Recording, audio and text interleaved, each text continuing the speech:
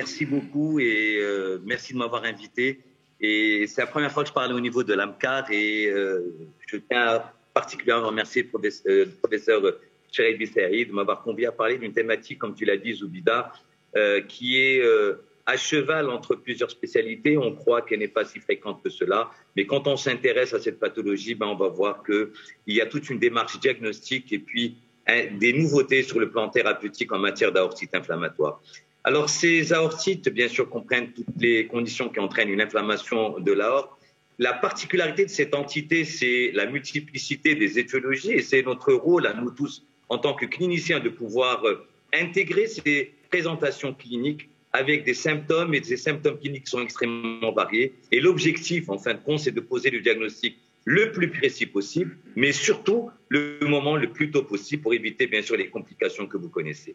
Alors, pendant très longtemps, on assimilait ces aortites aux vascularites et puis, pendant très longtemps également, on a assimilé cela à un gradient nord-sud où on avait le Horton et les vascularites au nord et puis le Takayasu au sud. Et actuellement, on sait très bien que plus on met des moyens de diagnostic, plus on pose ce diagnostic et plus on sait que c'est répertorié à l'échelle planétaire.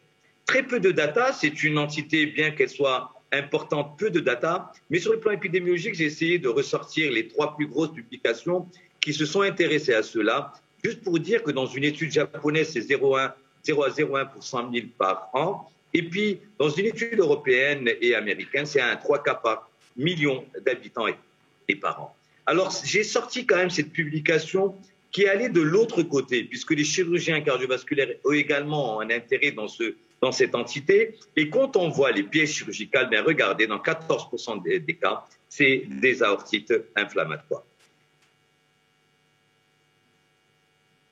Alors, réel challenge, pour clore cette longue introduction, c'est un réel challenge tant sur le plan diagnostique, qui soit positif, différentiel et étiologique. Et puis, nous allons voir à la fin de l'exposé, c'est un challenge thérapeutique. Et cette entité a pu bénéficier des nouvelles thérapeutiques que je verrai, notamment les biothérapies. Et de ce fait, la prise en charge des aortites inflammatoires, c'est une prise en charge multidisciplinaire qui va inclure aussi bien les vasculaires, les chirurgiens cardiothoraciques, les cardiologues, ne pas oublier les spécialistes en maladies infectieuses, puisque le diagnostic différentiel, ce sont les aortites infectieuses, et bien sûr, au carrefour de l'ensemble de ces spécialités, la médecine interne joue un rôle important. Pourquoi ?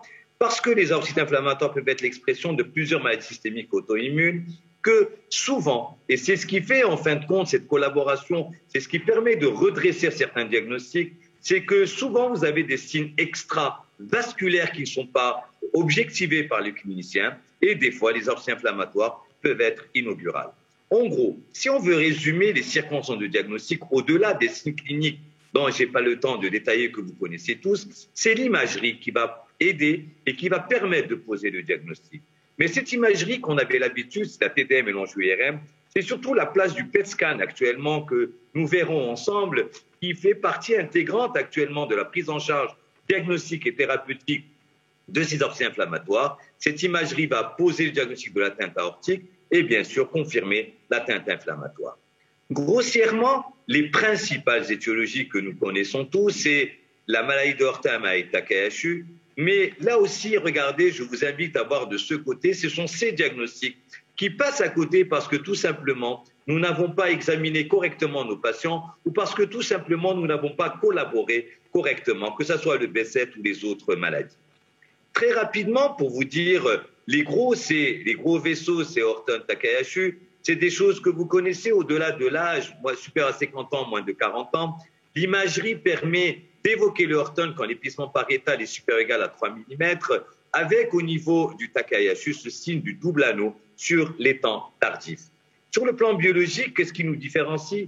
Autant pour la maladie de Horton, la VS, la CRP et l'IL6 permet très rapidement de corréler cela avec l'activité de la maladie. Vous savez très bien que pour la maladie de Takayasu, il y a une très mauvaise corrélation entre la vitesse de sédimentation et l'activité de la maladie. Et en gros, la pentraxine 3 qui serait corrélée à l'activité de la maladie de Takayasu, elle est corrélée à la CRP et de manière indépendante à l'utilisation des corticoïdes. J'ai sorti cette publication et 2 publications, la même publication qui a commencé en 2015 en médecine et puis le complément de cette publication en 2020, qui s'est intéressé sur une cohorte, sur une méta-analyse, sur l'intérêt du PET scan dans le management, dans la prise en charge de ces aortites. Et clairement, les études, cette méta-analyse, les différentes études qui intègrent cette méta-analyse montrent clairement que le PET scan au FDG est une méthode adaptée pour la détection, mais également pour l'évaluation de l'activité, aussi bien de la maladie Horton que la maladie Takayasu, mais bien sûr avec une précision plus importante pour le Horton. Et regardez la sensibilité de 90% avec une spécificité de 98%, qui est moindre pour le Takayasu avec une sensibilité et une spécificité de 84%. Nous, en médecine interne, et là c'est une expérience et un cas du service, on a l'habitude d'utiliser le PET dans les syndromes inflammatoires inexpliqués. Et voilà un cas clinique d'un patient qui a une fièvre inexpliquée avec un syndrome inflammatoire inexpliqué, où le bilan immuno est normal, les marqueurs tumoraux, le bilan radiologique est normal, biopsie de l'artère temporale est normale, et regardez le PET qui montre bien cette aortite inflammatoire. Et en gros, le PET scan actuellement a tout son intérêt. Dans ces aortites à BAT négatif, ça permet de redresser, de voir l'activité qui est corrélée bien sûr à l'activité de la maladie. L'autre chose également, les nouveautés en matière d'aortite inflammatoire, c'est le traitement en fin de compte où l'on sait actuellement que la chirurgie et l'angioplastie ont un risque de resténose, surtout la phase aiguë, de 15 à 30, voire 70% dans certains cas. Et de là, en fin de compte, le rôle des nouvelles thérapeutiques. Les nouvelles thérapeutiques, au-delà des corticoïdes que nous avons l'habitude d'utiliser, les anti-TNF-alpha ont permis de reculer l'apport des chirurgiens et des endovasculaires, les anti-TNF pour la maladie Takayasu, et puis la première publication de tocilizumab anti-IL-6 dans la maladie Horton en 2016. Et depuis, il y a plusieurs publications qui ont conforté l'intérêt de ce traitement. Le tocilizumab, comme vous le savez, c'est cette fameuse molécule qu'on donne actuellement dans les aura cytokiniques au cours de l'infection à Covid-19. On ne peut pas parler d'aortite inflammatoire sans parler de la maladie de B7. Et l'on sait que le B7 vasculaire, c'est une prévalence de 30 à 40% qu'on retrouve également dans les pays du Sud. Et le concept nouveau, c'est ce concept d'angio-B7. Ce concept d'angio-B7 où, au-delà des signes cutanés, l'acné, l'atteinte ophtalmo, les aftes buccaux, etc., regardez dans cet angio-B7, au-delà des thromboses veineuses, des atteintes, des anévrismes de l'artère pulmonaire, regardez, l'aortite inflammatoire fait partie du tableau clinique. Et cette étude de l'équipe de la Pitié-Salpêtrière qui s'est intéressée sur la mortalité au cours de maladie de B7, 817 B7 suivis pendant 7,7 ans, 5% de décès. Et quand on voit ces 5% de décès, on voit que 44% sont liés à un événement vasculaire. Et l'on sait actuellement que ces complications vasculaires sont liées à l'utilisation d'un traitement aussi bien pour les récurrences, la thrombose prothétique et la mortalité, en traitement pré- et post-opératoire éventuellement, d'immunosuppresseurs, que ce soit de la prénisone et des autres immunosuppresseurs, où on voit bien que ça a une incidence sur la survie, avec une survie qui est nettement supérieure par rapport lorsqu'on n'utilise pas ce traitement médical. C'est également valable pour les traitements vasculaires de la maladie de B7, où le fait d'utiliser les immunosuppresseurs et de la prénisone permet bien sûr d'améliorer le pronostic.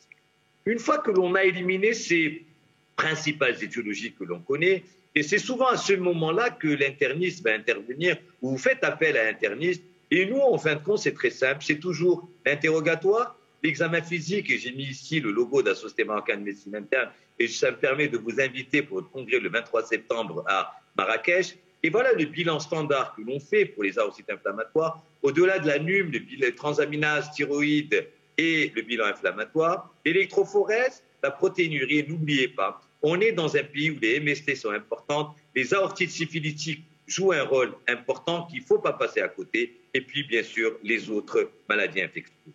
Quand ce bilan est négatif, on se repose, on réinterroge, on réexamine nos patients, et c'est à ce moment-là uniquement que l'on fait les bilans spécialisés, que ce soit l'IDR ou le quantiférant, et ça me permet de vous dire que le quantiférant ne permet pas de poser le diagnostic de tuberculose maladie, mais plutôt d'infection latente, le bilan immuno qui va intervenir, et puis bien sûr une entité qui est nouvelle, dont je vais parler très rapidement, c'est la maladie IgG4, donc le dosage IgG4 fait partie de cette nouveau dosage qui fait partie du bilan que l'on fait. Voilà pour étayer tout ce que je viens de vous dire.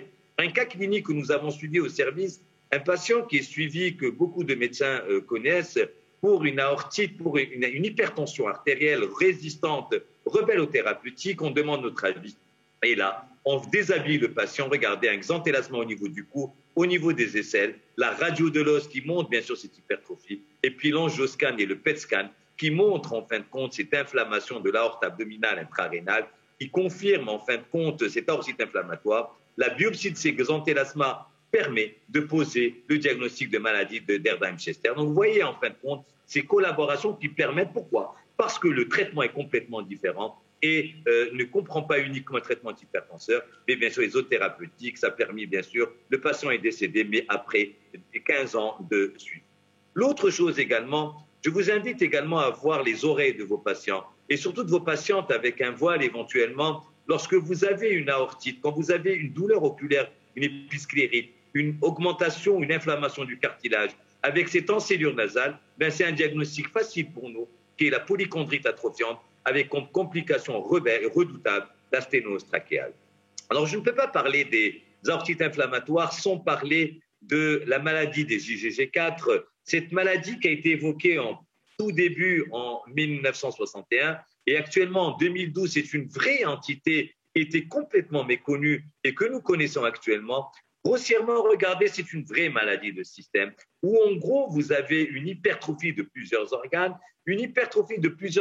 associée à une hypertension artérielle. Et quand vous recherchez la cause de cet HTA, vous retrouvez en général une aortite. Et les critères diagnostiques, c'est ce que je viens de vous dire, c'est l'hypertrophie localisée ou diffuse.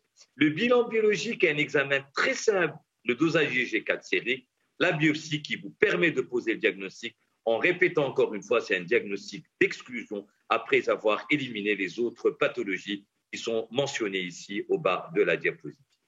Alors, pour vraiment faire simple, parce que je n'ai que 15 minutes, pour vous dire que si on doit proposer, et c'est ma dernière diapositive, si on doit proposer un arsenal, une conduite à tenir devant une aortite inflammatoire, ça part toujours de l'anamnèse, des signes cliniques que vous connaissez d'HTA, les l'écho-cœur que vous connaissez. Regardez, l'imagerie et le PET qui prend actuellement une place importante dans l'imagerie, donc scanner éventuellement PET scan. Soit vous avez des critères diagnostiques parce que vous avez discuté avec un interniste et vous avez évoqué une maladie de Horton, une autre pathologie, soit dans ce cas-là vous traitez, mais avant de traiter. Parce que ici, dans la flèche de gauche, vous avez les aortites inflammatoires non infectieuses, puisque le traitement est quasi identique. Mais attention, soyez sûr que vous avez éliminé une aortite infectieuse. Et c'est le gros piège de ce chapitre, surtout dans le contexte marocain. Et l'aortite infectieuse est une vraie entité,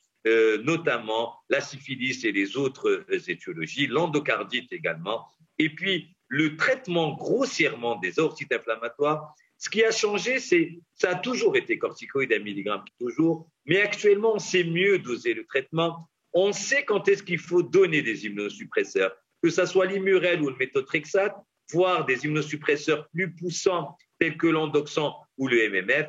Et ce qui a changé par rapport aux aortites inflammatoires que l'on traitait des années auparavant, c'est les traitements invasifs qui ont pris un recul en arrière. Pourquoi? Grâce aux agents biologiques que nous avons l'expérience, que nous avons l'habitude d'utiliser dans les rhumatismes inflammatoires en médecine interne depuis 21 ans actuellement. Ça a révolutionné la prise en charge de ces patients avec des résultats spectaculaires chez des patients qui échappent aux thérapeutiques habituelles. Voilà, c'est ce que j'avais à vous dire. J'espère que j'ai respecté les 15 minutes strictes. Je vous remercie.